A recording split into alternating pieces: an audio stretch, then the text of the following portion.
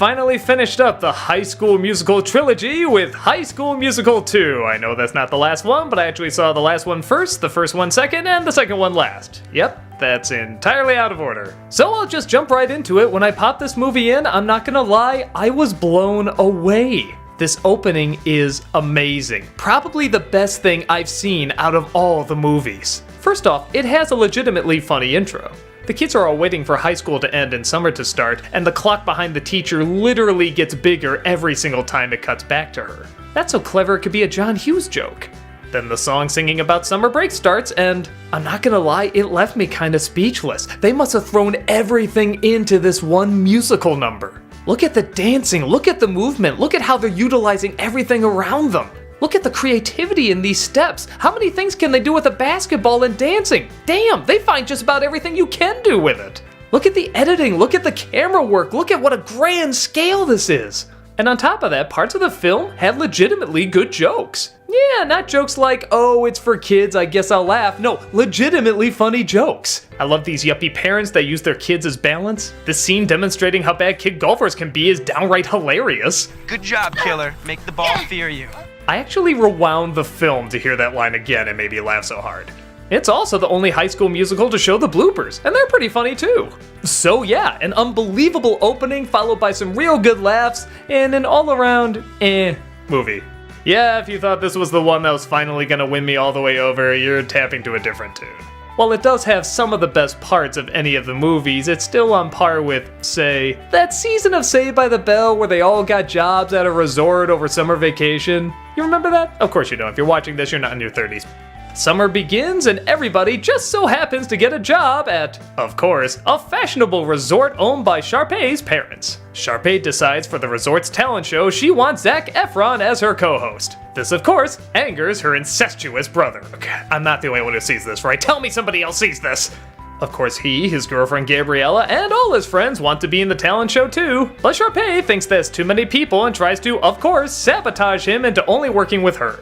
Yeah, okay, pretty lame, but it is made a little bit more interesting when her parents seem to be opening a lot of doors for scholarships in good schools. This makes him more susceptible to Sharpay, and even easier letting his friends go. While doing the talent show in the grand scheme of things is not a big deal, they do make kind of a bigger deal that he is sort of manipulating himself and changing himself to open doors, and he doesn't know how much to hold on to and how much to give up. This is kind of an interesting subject to talk about, and sometimes they do treat it very seriously, but the problem is, it's dealt with a lot better in the third one. When all the kids are graduating, they're trying to figure out what to do, where to go, what colleges they're gonna be at, splitting up, discovering who they want to be, and yeah, it's just done better, more realistic, more thought-provoking, and this is just the typical, you're letting that girl brainwash you, man, who are you? I don't know who you are anymore. Granted, it's done a little bit more delicately and they don't entirely make Sharpay the villain, but the version I saw is almost 2 hours, and it feels like it. When they try telling jokes and doing visual humor, it works, but a lot of the drama, and yeah, even a lot of the song numbers aren't exactly that strong. I feel like they open with too strong of a punch. That first musical number was such a big deal that nothing in the rest of the movie could possibly top it. So a lot of it just kinda meanders. A good half of it is them just moping around the resort and skipping in kitchens. Okay, rewind that, we gotta see that again. Can somebody explain what this is? And while nothing in it is certainly bad, it doesn't really all gel together either.